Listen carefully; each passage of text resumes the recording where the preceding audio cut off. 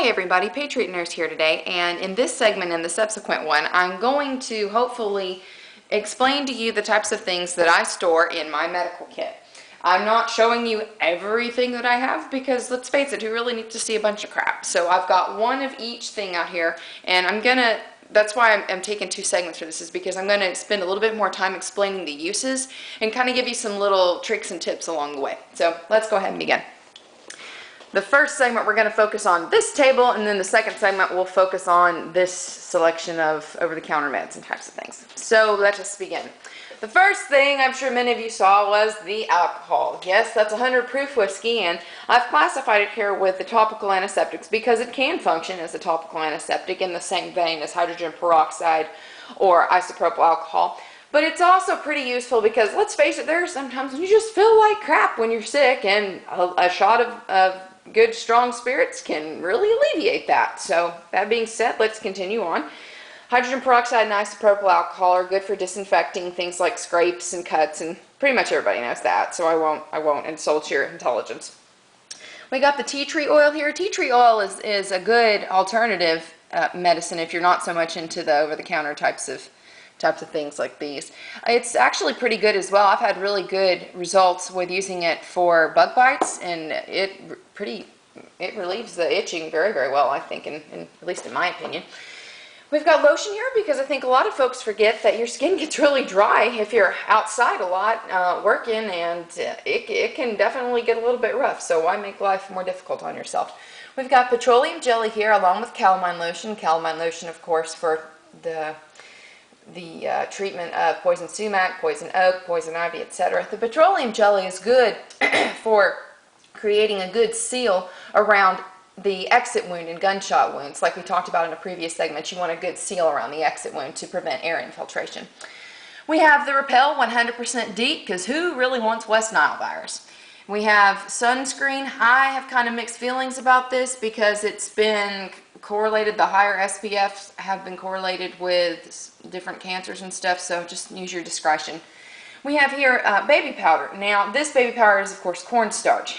It's really important, if you're a woman and you use talc regularly, you need to know that there have been studies correlated with talc usage in your ladies' area with contracting reproductive cancer, so just for your info. Also, talc with babies, it's a thing to be avoided because it irritates the lining of their lungs, just so you know. But this is good because if you're going to be out on patrol duty, you want to keep from getting chafed. We got a splinter removal kit along with tongue depressors and or finger splints. We've got Dermaplast here. This is for your sunburns, of course. Dermaplast, which is a spray analgesic, and it is fantastic, let me tell you. And then we've got the aloe gel. Now let's move on to the creams here. We've got hydrocortisone cream, and then we've got triple antibiotic ointment. Now these two right here, you probably want to store a good amount of, because the hydrocortisone is going to be good for your rashes, and also if you've got an inflamed area that you're just trying to get a little bit of break from. The hydrocortisone is, well, it's an immune suppressant. It's a topical immune suppressant, so it can help with that. Triple antibiotic ointment will help with the prevention of various infections from scrapes and abrasions. Then we have our topical antifungals, nystatin with triamcinolone here at the bottom. The nystatin is an antifungal, and then the triamcinolone is a skin protectant. The top one here, the Equate brand antifungal, is clotrimazole, and that's for everything from jock itch to athlete's foot, so and nail funguses as well.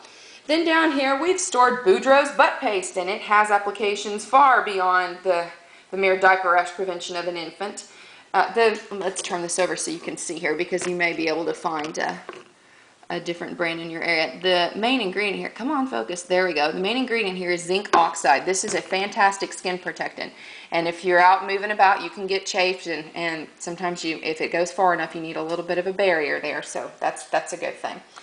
Vagicane here, because its main ingredient is benzocaine, and besides the practical female applications for Vagicane, it can also help with alleviation of skin irritations like itching and stuff, so it's a good thing to have. And these two right here, we have condoms and pregnancy tests. Now you may think this is stupid. The pregnancy test, it was only $1 at the dollar store, so come on, get you a couple of those.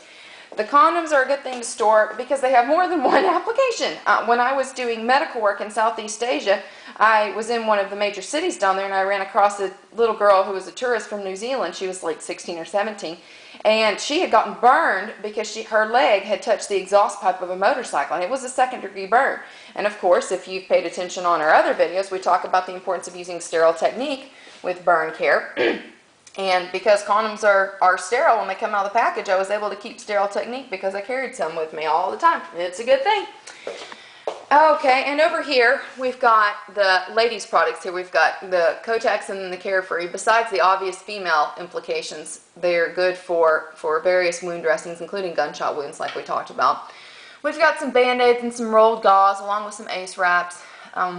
It would also be a good thing for you, I didn't put them on here, but get you some 4x4s, some sterile 4x4s, that's gauze 4x4s, and also non-adherent pads, that's what they're called. They also go by the name Telfa, T-E-L-F-A, Telfa pads in the hospital, and I would get you some of those, the 4x4s and the 2x2s. I would also get you some Tegaderms. Those are clear bandages that cover things like gunshot wounds and IVs. We also have a flashlight here to check down people's throats and stuff, and also bandage scissors along with tape. Here we have an N95 respirator. This is good for upper respiratory infections, also good for various, well, lots of things really, but N95s. Then we have our instant cold packs. That's a good thing because you just mix the crystals there and it's an endothermic reaction, so it gets cold very quickly. Then we've got a CPR mask. This is cool because you can get this at the American Red Cross. That's where I got this. It has a one-way valve right there so that when you're administering CPR, a lot of times if you've ever done this, you know that people will vomit as soon as they come to, and that one-way valve keeps you from aspirating that person's vomit. Here we have saline solution, extra contacts and glasses. The saline solution is a good thing to store in quantity. Just make sure that you're rotating your expiration dates. That's why I don't buy these enormous bottles on things that I don't use frequently. Just buy lots of small bottles in varying expiration dates. So, but you can use the saline solution in a pinch to irrigate burns and such. And down here we've got three things people don't store enough of, I think, and that's Carmex or lip balm, earplugs, and eye ointments. This is the Similasan Pink Eye Relief. If you're going to be outside working, you're probably going to get chapped lips, and nobody likes chapped lips. So Carmex is a good thing to store, along with earplugs. If you're going to be at your bug-out location and you're going to be living with a bunch of people, probably going to have some snorers among them, and if you're like me, you can't sleep with that, so earplugs. And here we have thermometers here, age-appropriate thermometers I think are a good thing, because you have one here, an ear thermometer for a baby, and then the regular oral digital thermometer for an adult. Along with an emergency blanket, I'm not too much of a fan of these because they tear really easily, but just Google their uses and you can find a bunch of them. Here we have our sprains and just general foot care relief. These things, this is a knee brace right here, and then this is a lace-up ankle brace. This thing has saved my skin in more than one pinch, so if you can acquire a good lace-up ankle brace, by all means do it. Here we've got the Gold Bond, the foot powder. This stuff is great for just maintaining general foot care inside your shoe, just putting a little powder in there, and it's a good thing.